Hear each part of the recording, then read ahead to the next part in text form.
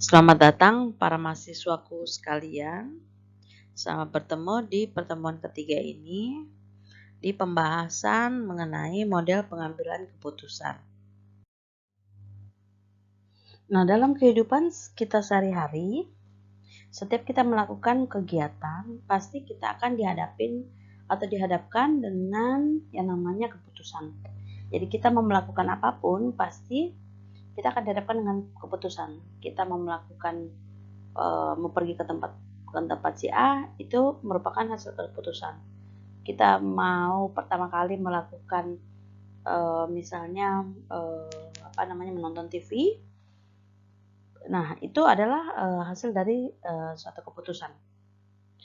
Nah, dengan segala kemajuan yang diperoleh dalam berbagai disiplin ilmu tentang manusia seperti sosiologi, psikologi, antropologi, kedokteran. Nah, para ahli masih saja belum memiliki kesepakatan final tentang bagaimana otak manusia itu mengambil satu keputusan. Nah, akhirnya tiba pada satu keputusan jika menghadapi satu situasi problematis. Nah, kadang situasi problematis ini kalau sederhana, dia tidak menuntut terlalu banyak alternatif atau informasi yang perlu diperhitungkan. Ya, tetapi ketika situasi problematis ini atau situasi masalah, problematis itu masalah ya. Jadi situasi masalah ini lebih rumit dihadapi, maka dibutuhkan alternatif serta kajian yang beraneka ragam serta membutuhkan data dan informasi yang lengkap dan jelas ya begitu ya, sehingga tentunya akan menimbulkan kesukaran atau kesulitan dalam memahami bagaimana sih sesungguhnya otak manusia itu berfungsi ya. Nah, berangkat dari problematis seperti ini,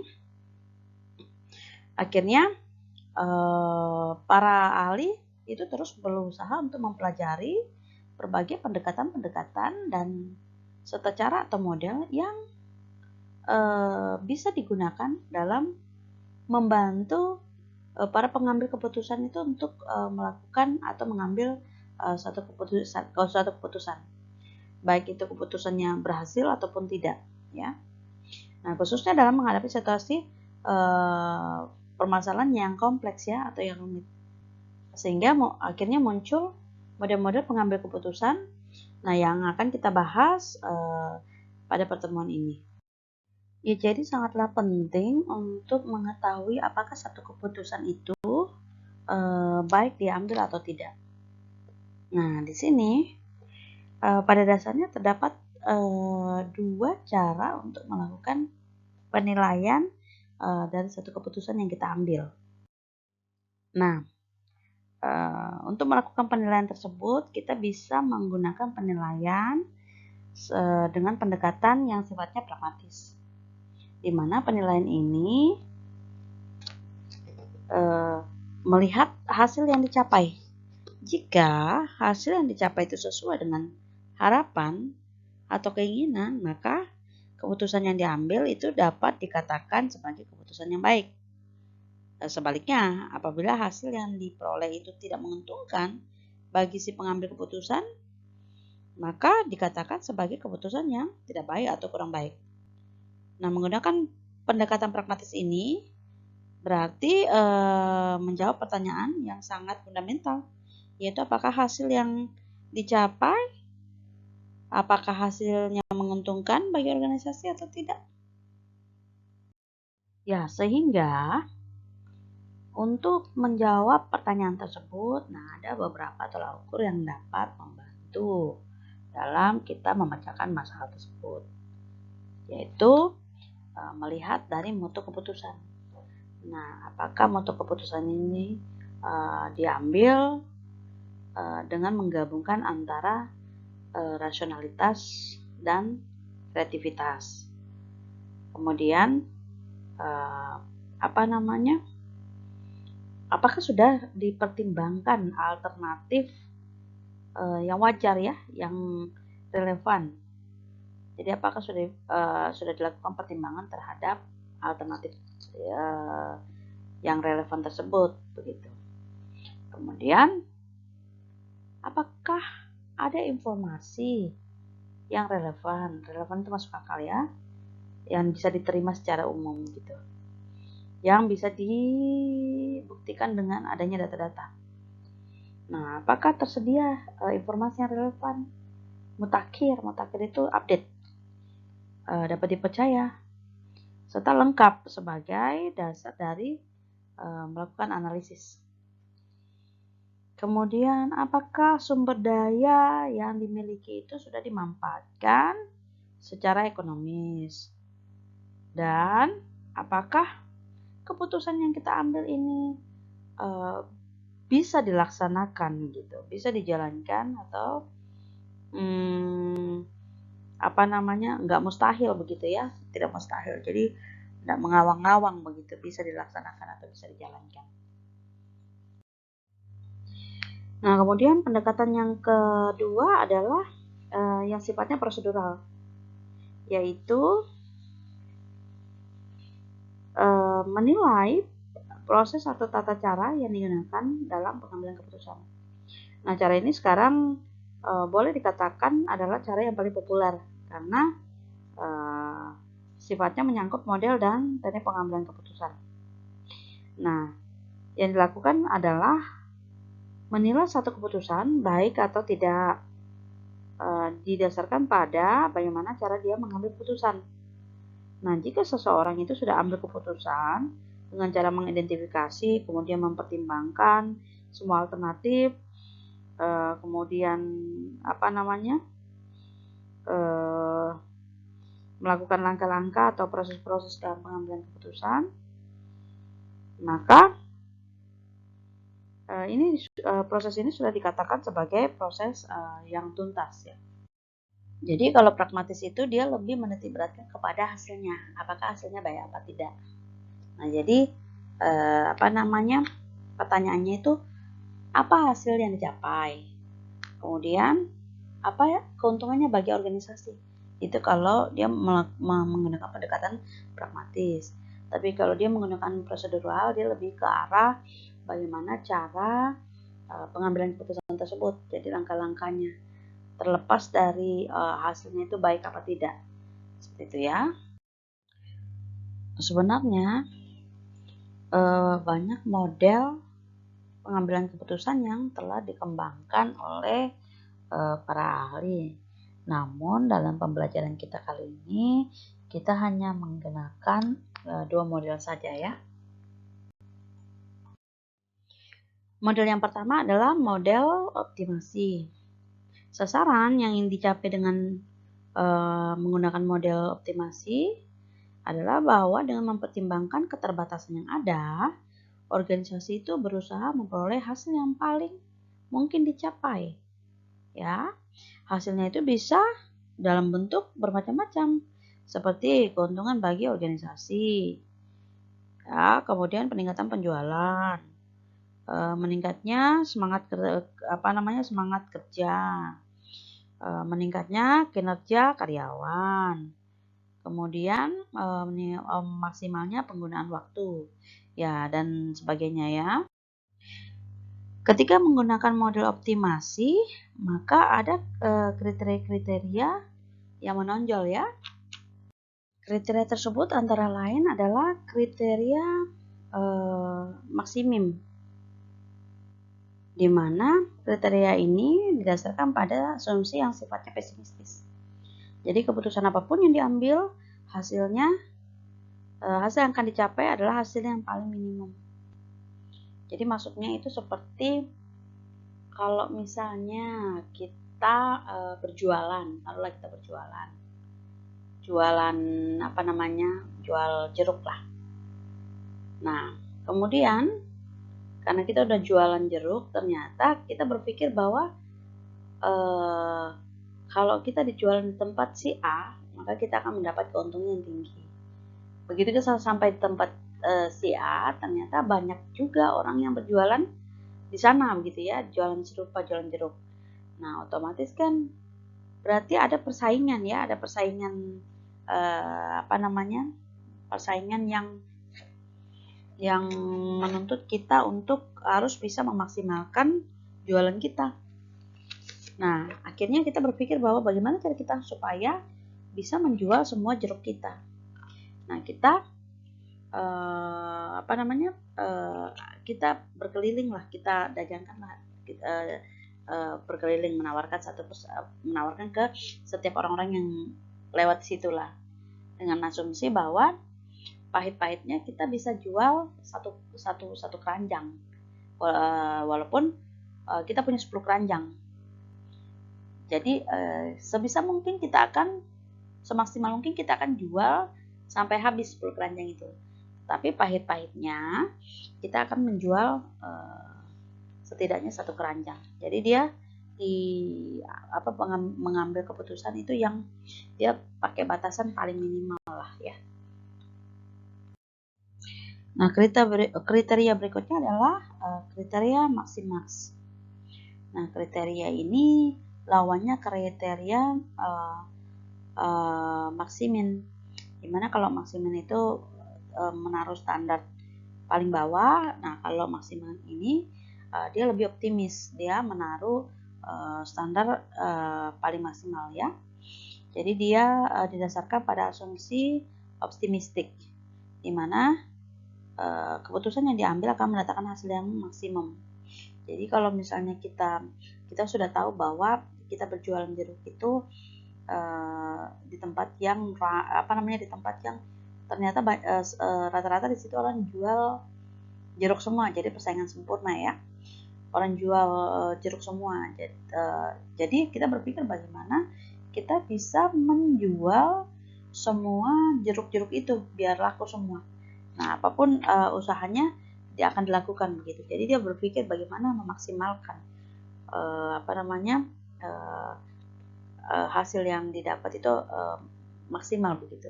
Jadi bagaimana ini jeruknya 10 keranjang ini bisa habis gitu ya.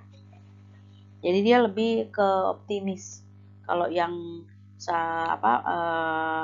Maximin itu tadi setidak-tidaknya pun juga kalau kita nggak bisa menjual 10 keranjang, paling nggak kita sudah menjual 1 keranjang. Tapi kalau yang maksimum ini sebisa mungkin kita menjual 10 keranjang, bagaimanapun caranya sebisa mungkin kita harus menjual 10 keranjang ya. Nah, kemudian ada lagi namanya kriteria probabilitas. Jadi kriteria ini dalam pengambilan keputusannya itu menggunakan kemungkinan. Jadi dia itu gambling ya, atau untung-untungan lah kalau dibilang. Jadi dia sama sekali tidak punya informasi apapun dalam mengambil keputusannya, masih nol. Jadi dia kalau dibilang untung-untungan lah. Misalnya saja kita mau jualan produk baru yang kita nggak tahu ini produk dia akan laku di pasaran atau tidak. Tapi kita modal nekat aja kalau dibilang gitu, modal nekat aja. Jadi kita cobalah gitu, cobalah apakah laku apakah tidak gitu ya. Jadi dia berdasarkan pada untung-untungan saja. Kemudian kriteria yang selanjutnya adalah kriteria nilai material yang diharapkan. Nah, dalam kriteria ini dia sudah menghitung alternatif yang akan diterapkan untuk mendapatkan hasil yang diharapkan. Jadi dia sudah menetapkan hasil yang diharapkannya itu seperti apa begitu ya. Jadi dia combine antara hasil yang diharapkan dengan probabilitas atau kesempatan yang akan dicapainya begitu. Nah, ini contohnya saja seperti dia mau jualan nih. Dia mau jualan yang mau jualan tadi, taruhlah dia jualan tahu tek-tek lah ya, tahu tek-tek. Jadi dia sudah menghimpun informasi, dia sudah punya informasi ini. Karena kalau seandainya ada kriteria yang ditetapkan, berarti dia sudah punya informasi dasar begitu ya.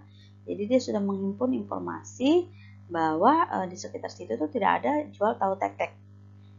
Dan dia sudah punya informasi juga bahwa orang masyarakat di apa namanya di tempat tersebut itu menyukai atau menggemari yang namanya tahu. Nah, berarti sudah bisa diambil kesimpulan bahwa kemungkinan besar ini apa namanya pasti akan laku begitu ya. Sehingga kita mengadu nasib begitu. Jadi dia menggunakan probabilitas atau kemungkinan atau kesempatan untuk menjual ya. Walaupun hasilnya akhirnya mungkin tidak begitu digandrungin atau tidak begitu tidak begitu laris begitu. Nah, sehingga kita harus untuk apa namanya untuk kriteria ini kita memang harus sangat selektif sekali. Ya, sangat berhati-hati sekali karena kadang-kala justru yang terjadi bukan bukan malah hasil yang diharapkan yang dapat, tetapi tidak seperti yang diharapkan seperti itu. Jadi harus memang betul-betul mampu mengolah informasi sehingga apa yang dicita-citakan atau apa yang diinginkan itu hasilnya bisa sama ya. Nah, kriteria yang terakhir adalah kriteria berdasarkan manfaat, di mana ini dititik beratkan kepada lebih ke arah manfaatnya daripada ke arah risikonya. Jadi dia tidak terlalu memikirkan apa risiko yang akan terjadi begitu ya. Jadi lebih memikirkan manfaat yang ditimbulkan. Nah, kemudian model selanjutnya adalah model status fishing, di mana model ini berpandangan bahwa manusia itu tidak memiliki kemampuan optimal untuk menghasilkan keputusan dengan menggunakan berbagai kriteria.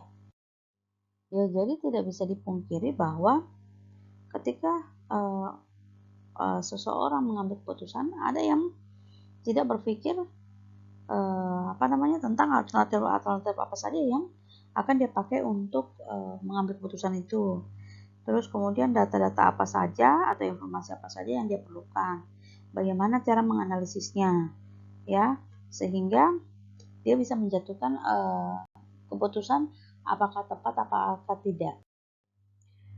Agak sulit ya membayangkan jika ada seseorang yang mau mengambil keputusan itu berada di situasi dia harus memastikan semua konsekuensi dari tindakan yang dia ambil, apakah menguntungkan ataupun tidak.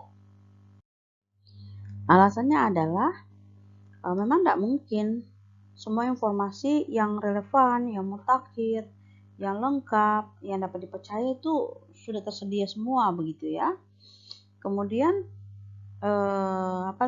kemungkinan tentang konsekuensi yang akan diambil dapat diperkirakan secara cepat dan tepat sebelumnya. Nah, kadang-kala si pengambil keputusan ini dihadapkan pada informasi yang banyak begitu ya, sehingga dia harus bisa memilah mana informasi yang relevan, mana informasi yang bermanfaat buat dia, mana yang tidak, sehingga pengambil keputusan ini kan akhirnya kehilangan banyak waktu. Nah, akhirnya kesempatan untuk mengambil keputusan itu terlewat begitu ya. Nah, sehingga ini menjadi kelemahan bagi model optimasi dalam pengambilan keputusan. Nah, akhirnya para ahli itu mencari model lain yang bisa digunakan dalam pengambilan keputusan selain model optimasi ini, ya. Dan lahirlah yang namanya model status fishing, di mana model ini didasarkan pada pendapat bahwa para pengambil keputusan itu boleh merasa cukup puas dan bangga jika keputusan yang diambilnya membuahkan hasil yang memadai, ya, selama persyaratan minimalnya terpenuhi. Ide pokoknya adalah bahwa usaha itu ditujukan pada apa yang mungkin dilakukan sekarang dan di sini, bukan pada sesuatu yang mungkin optimal tapi tidak realistis dan oleh karenanya nggak mungkin bisa dicapai ya. Nah, dengan adanya model status phishing ini menimbulkan kesadaran di kalangan para teoritis dan praktisi bahwa kemampuan manusia untuk menemukan atau memproses informasi itu terbatas ya. Dan dengan demikian juga terbatas kemampuannya untuk mencari dan menemukan alternatif yang mungkin diambil begitu. Nah, sehingga para pengambil keputusan ini ketika mau mengambil keputusan itu akhirnya menggabung-gabungkan pendekatan baik secara logis maupun rasional ya, dengan pendekatan yang kreatif dan inovatif. Nah, ini ada contoh kasus sederhana. Pak Ali memiliki modal 100 juta dan ingin berinvestasi. Pak Ali membutuhkan bantuan Anda untuk memberikan alternatif keputusan. Instruksinya adalah analisislah dengan menggunakan pendekatan optimasi dan status phishing. Nah, jadi yang pertama kita kita analisis dulu ya dengan menggunakan metode status phishing. Kalau saya sebagai pengambil keputusan, maka dengan pendekatan model status phishing ini, saya akan memberikan saran kepada Pak Ali untuk mengambil investasi deposito berjangka. Boleh 1 bulan, 3, 6, atau setahun. Kenapa? Karena deposito berjangka ini sudah jelas pasti untung, tidak ada rugi, pasti untung, dan minim resiko. Jadi kan kalau seandainya model status phishing ini kan berlandaskan pada asas kepuasan. Jadi sepanjang pengambil keputusannya puas, dia tidak terlalu memperhatikan optimalisasi ya. Yang penting dan dia juga tidak terlalu memperhatikan risiko. Yang penting dia puas sudah. Nah, kalau seandainya dia berinvestasi dalam bentuk deposito, maka dia sudah pasti akan menerima keuntungan, walaupun kecil ya, tapi yang pasti sudah pasti dapat keuntungan dengan minim resiko. Nah, tapi kalau berdasarkan pendekatan model optimasi, maka deposito ini nggak cocok. Kenapa? Karena 100 juta ini dia bisa memaksimalkan keuntungannya daripada dia mendepositokan yang mendapat keuntungan kecil. Lebih baik dia berinvestasi saham dengan membeli beberapa saham perusahaan yang sahamnya adalah saham maksimal atau saham optimal begitu ya, yang track recordnya udah bagus gitu, yang kesehatan perusahaannya juga bagus, dan dia harus membeli dalam jumlah saham yang beberapa perusahaan. Kenapa harus beberapa? Karena kalau satu begitu dia rugi sekalian. Nah, tapi kalau dia ada beberapa, bisa 2, bisa 3, bisa 4 ya. Kalau seandainya satu rugi, yang lainnya untung. Nah, kalau dia beruntung sekali, semuanya untung, dia dapat dapat keuntungan yang maksimal. Namun, yang perlu digarisbawahi adalah bermain saham ini tinggi resiko, sehingga dibutuhkan ketepatan di dalam pengambilan keputusannya. Jadi data itu harus lengkap, kemudian harus relevan dan real.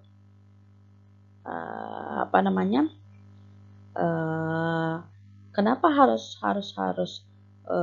real dan harus lengkap? Supaya kita dapat menghitung, dapat memprediksi bagaimana ini perusahaan, apakah perusahaan ini termasuk dalam perusahaan optimal ya, atau perusahaan yang sehat begitu ya, dengan track record yang baik, supaya jangan sampai kita beli kucing dalam karung. Udah, bukannya untung malah buntung begitu. Jadi harus ekstra hati-hati. Nah, supaya kita mendapat